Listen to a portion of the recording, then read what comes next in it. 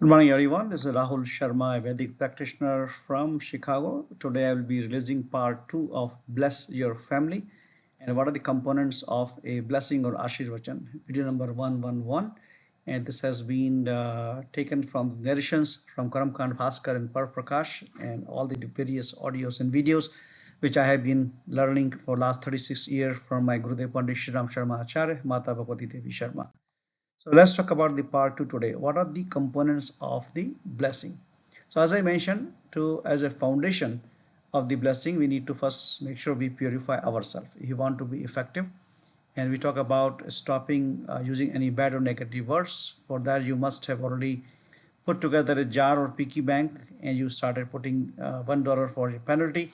So by this time, when you're watching this video next week or so, you must have realized the harm and hurt which you have been doing for yourself and your family. As I mentioned in last video, we need to be giving all our blessings and positive talk to everyone, spouse, children, parents, siblings. That was just a refreshment of the last topic. Now let's talk about what we need to be doing to make our blessings effectively. First thing is always choose the right, meaningful, positive word or complete sentences. Second thing, most important thing for the blessing is the use a language which the recipients understand, which is the mother tongue. Translate any Sanskrit shloka or anything which other person does not understand. If you feel the original script is, and you can use Sanskrit shloka if you think that is the best mode because you have been listening, but you need to make sure you make attempts to understand the meaning and explain the meaning in the mother tongue. Then only it will have the desired results. And then choosing the blessing statement which is relevant to the current context of their age, their profession, their schooling, their health, their marriage, pregnancy, their travel or sports, etc. And you will see some examples in part 3 and how each one of them will be different. So you need to be having carefully selected statement. You cannot use one simple statement every single time. Oh, I'm proud of you, or God bless you. God bless you is such a generic sentence that everybody just learn to speak, but that means nothing to somebody's psychology. We need to understand. We need to go beyond that. That God bless in what aspect of the life. Okay. The most important thing which I learned and experienced personally also, and by observation also, and by reading a couple of books, is using an appropriate human touch while giving the blessings, such as hand holding, placing your palm on their head, which you must have seen in the temple of the elders, hugs and kisses on their forehead. And I will explain you further detail. And there's a very good book on this which I will highly recommend everyone to read and understand the power of the human touch as a part of the blessings. Use your deep, intense, sincere, pure emotions for the true fruition of your blessings. So you need to really keep making yourself pure day by day by following the Gayatri Mantra, my daily prayers, lessons, and the yajnas.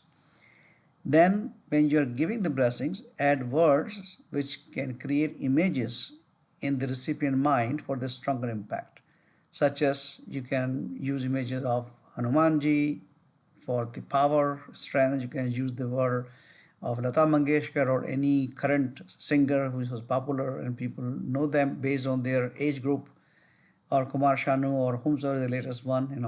I cannot speak all the names from US or other countries. So you need to use that kind of name to give them the blessings. If they are a good singer or if they're a good sportsman, use the analogy for the sports person.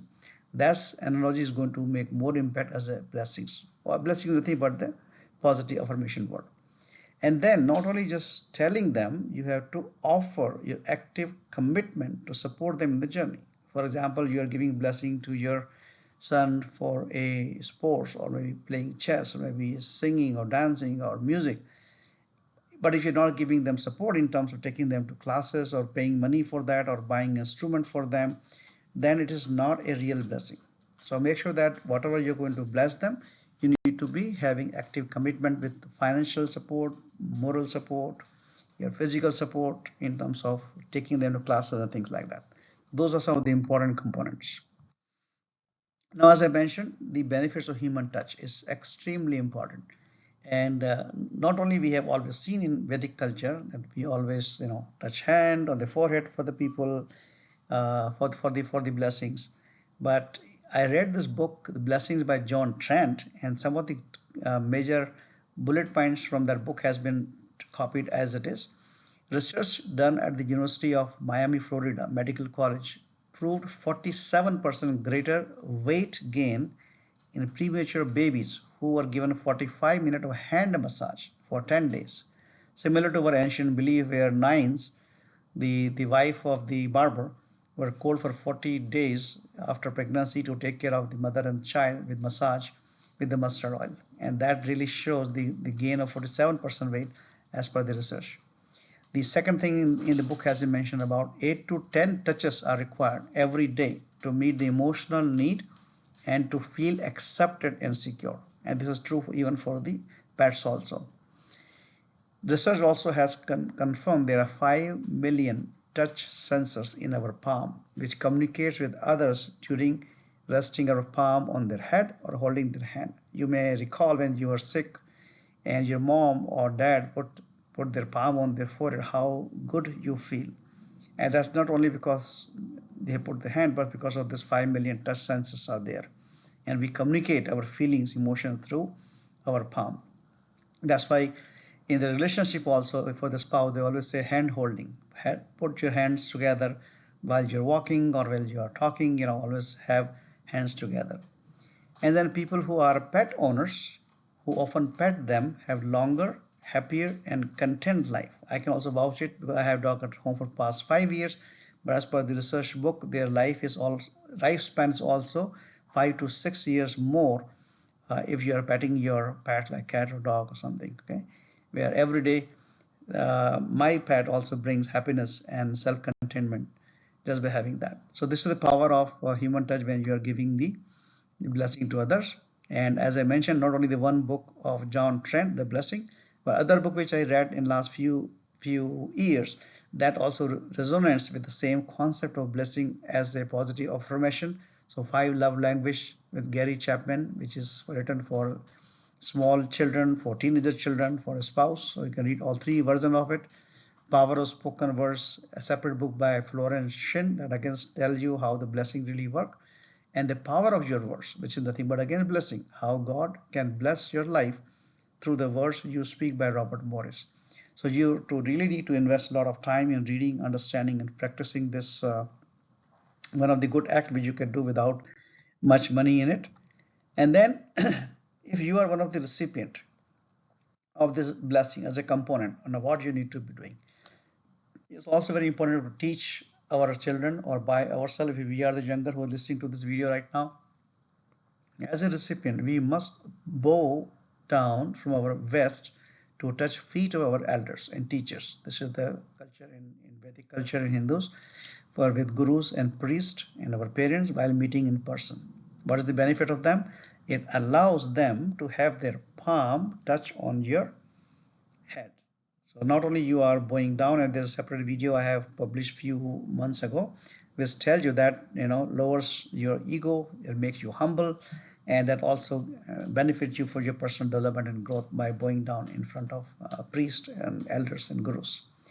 And during any Vedic ritual, when priest is reading mantras, and if you don't understand it, please feel free to ask freely to explain the meaning. Otherwise, you're wasting their time and your time. You're not getting the true benefits of the blessings.